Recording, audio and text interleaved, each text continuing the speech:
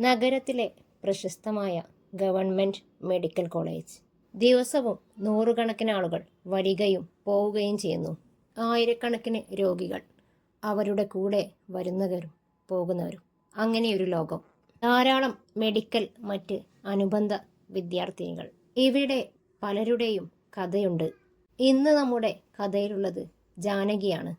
ആശുപത്രി ഉണരും മുമ്പേ അവൾ ഉണരും. നിറം മങ്ങിയ നീല സാരിയും കയ്യിൽ നീളമുള്ള ഒരു ചൂലും, ഉറക്കം മായാത്ത കണ്ണുകളും ക്ഷീണിച്ച മുഖവും. അതാണ് അവളുടെ രൂപം. ആരും അവളെ ശ്രദ്ധിച്ചിരുന്നില്ല. അവൾ രാവിലെ വരും, ഹാജറിൽ ഒപ്പിടും, അവളുടെ ജോലി ചെയ്യും. വീണ്ടും വൈകുന്നേരം വരും, ജോലി ചെയ്യും, ഹാജറിൽ ഒപ്പിടും. ഇത് ഡോക്ടർ അരവിന്ദ് 2 ദിവസം മുമ്പാണ് ഈ ഹോസ്പിറ്റൽ ചാർജ് എടുത്തത്. 2 ദിവസമായപ്പോഴേക്കും നല്ല തിരക്ക്. ഡ്യൂട്ടിയുടെ തിരക്കുകളിലെപ്പോഴോ അരവിന്ദ് ജാനകിയെ ശ്രദ്ധിച്ചു തുടങ്ങി. അവളുടെ കണ്ണുകളിലുള്ളത് സ്ഥിരം ക്ഷീണമല്ല, അസാധാരണമായ ഒരു ഭയമാണെന്ന് അവൻ മനസ്സിലാക്കി.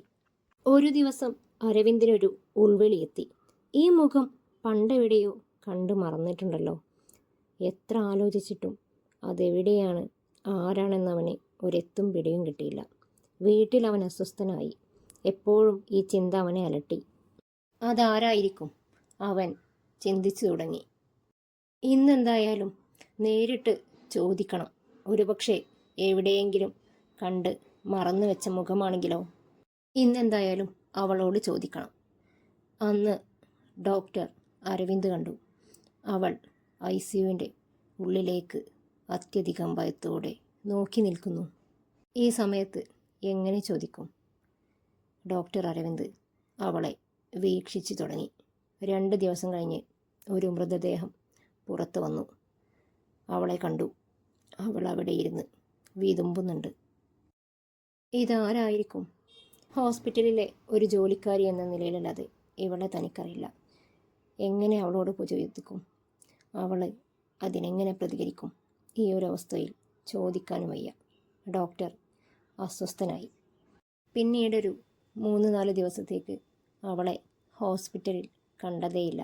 5 ദിവസം കഴിഞ്ഞ് ICUവിൻ്റെ മുന്നിൽ വീണ്ടും അവളെ കണ്ടു.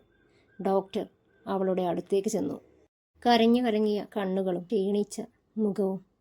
ഡോക്ടർ അടുത്തേക്ക് ചെന്നു. നീ ജാനകിയല്ലേ? പെട്ടെന്ന് അയാളുടെ മനസ്സിലൊരു ഉൾവിളിയുണ്ടായി.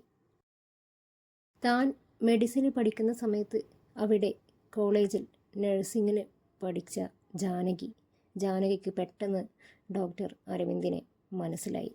ഒന്നിച്ച് നടന്നിരുന്ന കാലം.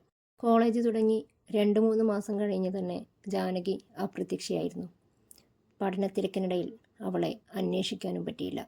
എന്തു പറ്റി ജാനകി നിനക്ക്? നീ എങ്ങനെ ഇവിടെ എത്തി? അവൻ ആകെ ആകാംക്ഷയിലായി.